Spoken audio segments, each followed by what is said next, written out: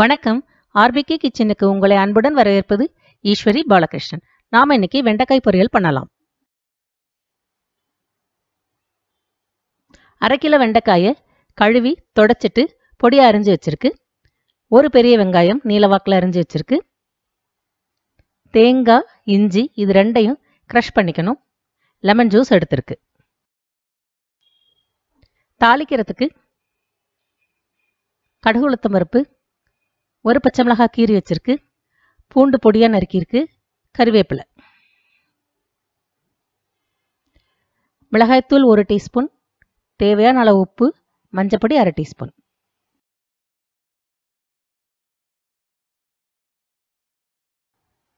மூணு table spoon oil விட்டு oil சூடானதும் கடுகு உளுத்தம்பருப்பு கடலைப்பருப்பை சேர்த்துக்கலாம்.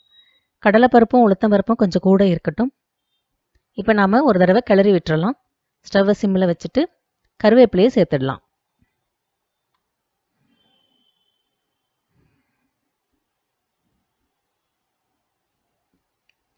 பச்சை மிளகாயும் நறுக்கி வச்ச பூண்டையும் சேர்த்துக்கலாம்.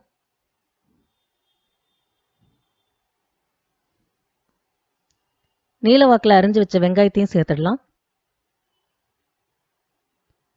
கிளறி விட்டுறலாம். வெங்காயம் அதிகமாக வதங்கணுன்ற அவசியம் இல்லை.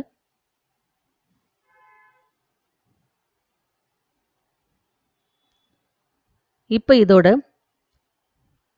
சின்னதாக நறுக்கி வச்சிருக்கிற வெண்டைக்காயை சேர்த்து விட்டுறலாம். ஸ்டவ் மீடியமில் வச்சு வெண்டைக்காயை நல்லா கிளறி விட்டுறலாம்.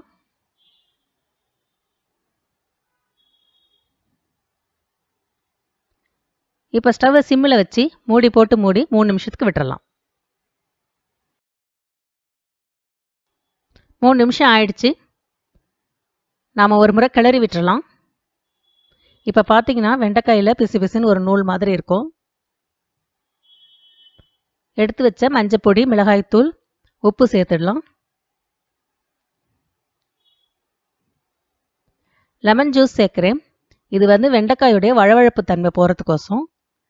லெமன் ஜூஸ் இல்லைன்னா தயிர், ஒயிட் வினிகர் கூட நம்ம சேர்த்துக்கலாம். இந்த 3ல் ஏதாவது ஒன்றை சேர்த்துக்கலாம். இப்போ நல்லா கிளறி விட்டுட்டு வெண்டைக்காய் வேகிற வரைக்கும் ஒரு மூடி போட்டு மூடி வச்சிடலாம். ஸ்டவ் சிம்மில் இருக்குது.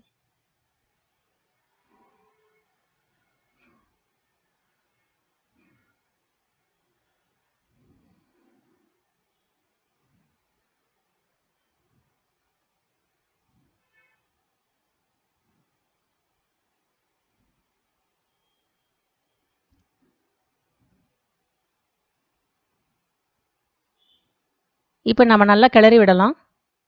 இப்போ பார்த்தீங்கன்னா அந்த பிசுபிசுப்பு தன்மையெல்லாம் போயிடுச்சு. வெண்டைக்காயும் வெந்துருச்சு.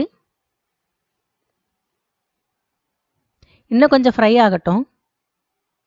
மறுபடியும் மூடி போட்டு மூடி வச்சிடலாம்.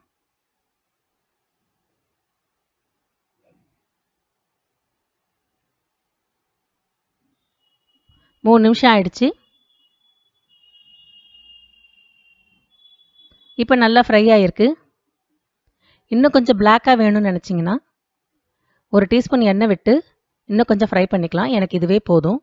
நான் இப்போ தேங்காயும் இஞ்சியும் சேர்த்து க்ரஷ் பண்ணின கலவையை இதில் சேர்த்து நல்லா கிளறி விட்டு 1லேருந்து 2 நிமிஷத்துக்கு விட்டுறேன்.